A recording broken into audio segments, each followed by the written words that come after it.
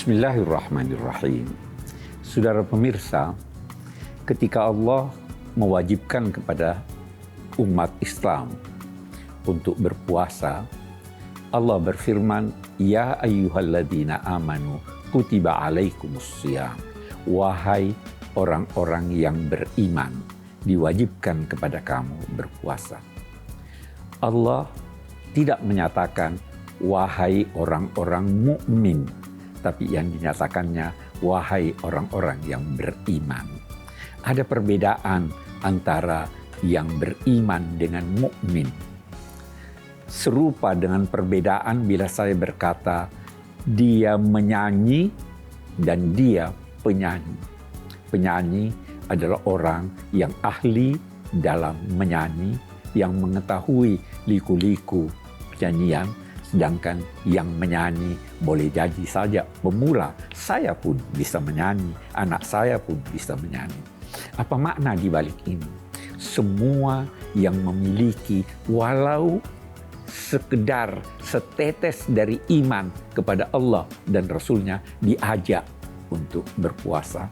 Semoga dengan puasa itu dia dapat mengembangkan dirinya sehingga mencapai tingkat orang yang mukmin. Saudara, apakah iman?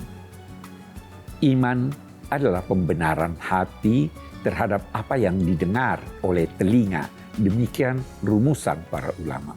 Yang kita ingin garis bawahi adalah pembenaran hati, bukan pembenaran akal.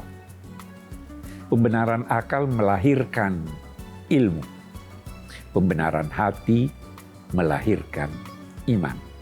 Iman bertingkat-tingkat.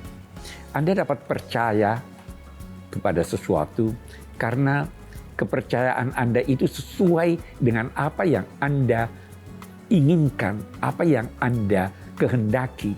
Bila Anda mencintai seseorang, lalu ada yang berkata kepadanya, dia juga cinta padamu, tanpa ada bukti, Anda langsung membenarkan karena sesuai dengan keinginan hati Anda.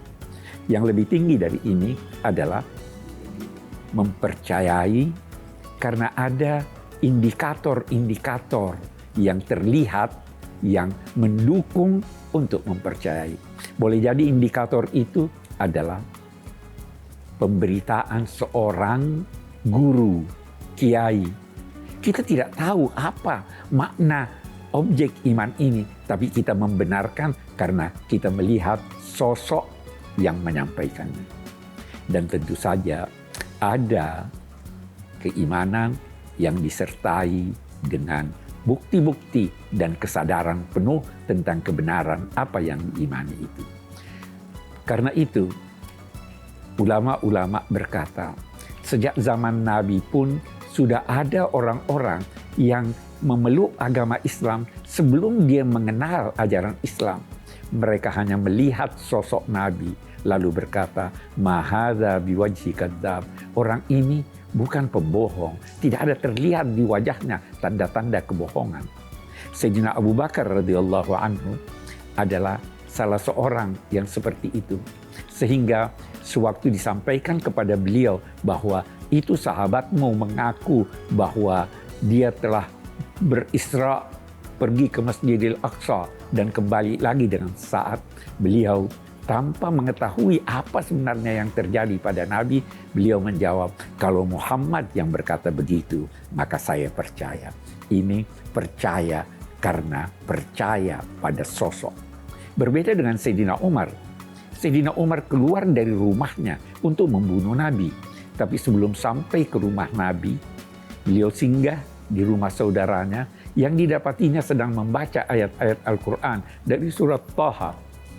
Setelah membacanya, setelah ini beliau sadar bahwa ini bukan ucapan manusia.